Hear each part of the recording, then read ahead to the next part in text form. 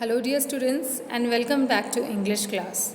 Today, we are going to start a new chapter from English Literature book, Chapter 5 Whale and Elephant Play Tug. This chapter is adapted from West African folk tales.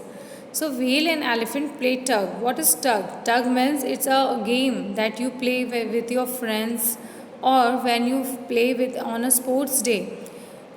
जिसमें एक रस्सी रहती है मोटी और दो teams रहती हैं और वो अपनी तरफ उस रोप को पुल करती हैं.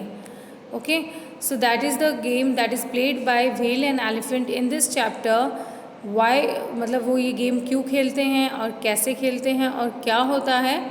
सो we are going to read the story. In this story there are 3 characters, whale, elephant and rabbit. So what happens, let's read out. One day, Miss Rabbit was running along when she saw Mr. Whale and Mr. Elephant talking. Miss Rabbit crouched down and listened to what they were saying. एक दिन जब miss rabbit कहीं से गुजर रही थी, she saw कि उसने देखा कि मिस्टर व्हेल और मिस्टर एलिफेंट आपस में बात कर रहे थे. So Miss Rabbit crouched down. Crouch means when we sit by bending our legs and lowering our body. That is crouch. So Miss Rabbit crouched down and listened to what they are saying. So वो छुपकर बैठ गई और सुनने लगी कि whale और elephant आपस में क्या बातें कर रहे हैं. You are the biggest creature on land, brother elephant, said Mr. Whale, and I am the biggest creature in the sea. If we join together, we can rule all the animals in the world and have our way for everything. So what Whale said, You are the biggest creature on land, brother elephant. तो whale ने कहा कि elephant तुम तो इस धरती के सबसे बड़े जीव हो. And I am the biggest creature in sea, और मैं समुद्र की सबसे बड़ी एनिमल हूँ या जीव हूँ. If we join together we can rule all the animals in the world. अगर हम दोनों एक हो जाएं तो दुनिया के सारे एनिमल्स को हम रूल कर सकते हैं, उन पर शासन कर सकते हैं, उनके राजा बनकर रह सकते हैं. And have our way for everything, और हमारे लिए हर चीज़ आसान हो जाएगी. Excellent idea, trumpeted mister elephant, that suits me, let's do it. Mister elephant like the idea of the whale. He said कि ये तो बहुत अच्छा आइडिया है, ये आइडिया तो मुझे भी सूट करता है, चलो हम ऐसा ही कुछ करते हैं. ट्रम्पेटेड का मतलब होता है, ट्रम्पेट का मतलब होता है जो कॉल एलिफेंट देता है, दैट इज ट्रम्पेट, और यहाँ ट्रम्पेटेड है means elephant said. Miss rabbit snickered to herself. Snickered means when we laugh in the way of making fun of someone, that is snickered. Okay, now the next page. Well they won't rule me, she said.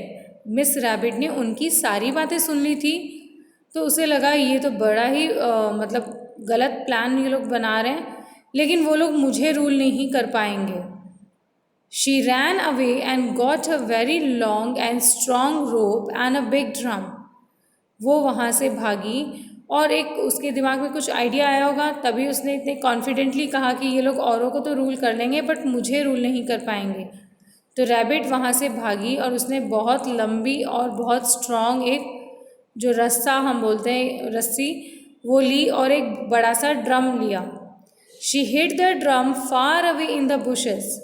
और उसने क्या किया, वो जो drum है वो bushes झाड़ियों के पीछे कहीं पर छुपा दिया. Then she went along the beach till she came to the Mr. Whale. फिर वो बीच के तरफ आई और वहाँ पहुँची जहाँ मिस्टर व्हेल था. Oh please dear, strong Mr. Whale, she said, could you do me a favor?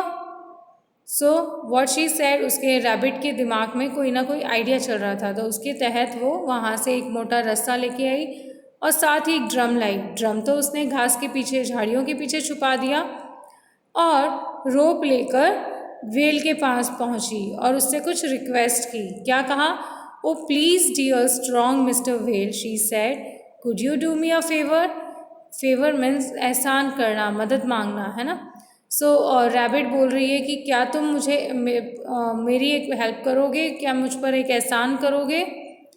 My cow is stuck in the mud a quarter of a mile from here and I can't pull her out. I couldn't think of anyone stronger than you to help me. Now what she is saying, miss rabbit क्या बोल रही है? वो कह रही है कि मेरी जो काऊ है, मेरी एक गाय है, वो वहाँ मिट्टी में फंस गई है. A quarter of a mile from here, यहाँ से कुछ दूरी पर मेरी एक गाय मिट्टी में फंस गई है, कीचड़ में फंस गई है. And I can't pull her out, और मुझ अकेले से वो गाय जो है वो बाहर नहीं निकल रही है. आई couldn't think of anyone stronger than you to help me out. तो रैबिट ने क्या कहा कि उसने कहा कि मैं और किसी को एक्सपेक्ट ही नहीं कर सकती और किसी का सोच ही नहीं सकती, क्योंकि आप इतने स्ट्रांग हो. इस बात का मतलब ये मुश्किल आते ही मुझे आप जैसे स्ट्रांग एनिमल का ही ध्यान आया. आप ही मेरे काऊ को बाहर निकालने में मदद कर सकते हो. There is no one stronger than any one else. Mister whale was thrilled at the compliment and agreed to help. So mister whale है वो ऐसा कॉम्प्लीमेंट पाके बहुत खुश हो गया. उसने उसे मिस रैबिट को हेल्प करने के लिए हाँ कह दिया. मिस हम भी होते हैं ना, जब हमें भी कोई कॉम्प्लीमेंट करता है या हमारी तारीफ़ करता है, बट डिपेंड ये करता है कि आप ये देखिए कि सामने वाले का मन सच्चा है, वो सच्चे मन से तारीफ़ कर रहा है या फिर झूठ बोल के आपको जस्ट चढ़ा रहा है या आपसे कुछ काम निकलवाना चाहता है. तो यहाँ तो वही बात हुई, मिस रैबिट के दिमाग में कुछ आइडिया था, तो इस वजह से उसने वेल को अपने प्लान में फंसाने के लिए उसे कॉम्प्लीमेंट दिया.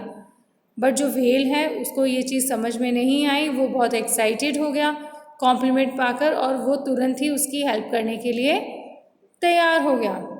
Anything for you miss rabbit he said. तो वेल ने क्या कहा कि मिस रैबिट तुम्हारे लिए तो मैं कुछ भी करूँगा. सो स्टूडेंट्स, अब ये स्टोरी मैं यहीं स्टॉप करती हूँ. In our next video we will continue the other part of the story. तो इस स्टोरी में अब तक हमने पढ़ा कि किस तरह से वेल और एलिफेंट आपस में सारे एनिमल्स को रूल करने की बात करते हैं. मिस रैबिट छुपकर उनकी सारी बात करती है और उसे ये बिल्कुल भी गवारा नहीं कि वो लोग उसे रूल करें. उसके दिमाग में एक प्लान आता है. वो कहीं से एक रस्सी और एक ड्रम लेकर आती है. ड्रम को वो बुशेस में पीछे झाड़ियों के पीछे छुपा देती है और रस्सी लेकर वेल को एक स्टोरी क्रिएट करती है. शी क्रिएट्स अ स्टोरी कि मेरी जो काऊ है वो मड में कहीं फंस गई है और मैं उसे निकाल नहीं पा रही हूँ, सो प्लीज़ हेल्प मी. और उसे कॉम्प्लीमेंट करती है. वेल को कॉम्प्लीमेंट सुनकर बहुत अच्छा लगता है और वो उसकी हेल्प करने के लिए रेडी हो जाता है. ओके, सो नाउ आगे क्या होता है स्टोरी में, किस तरह से मिस रैबिट ने जो प्लान बनाया, क्या उसमें एलिफेंट और वेल फंसते हैं या वो अपने प्लान उसका कैसे सक्सेसफुल होता है, we will read in the part 2. Okay, so that's all.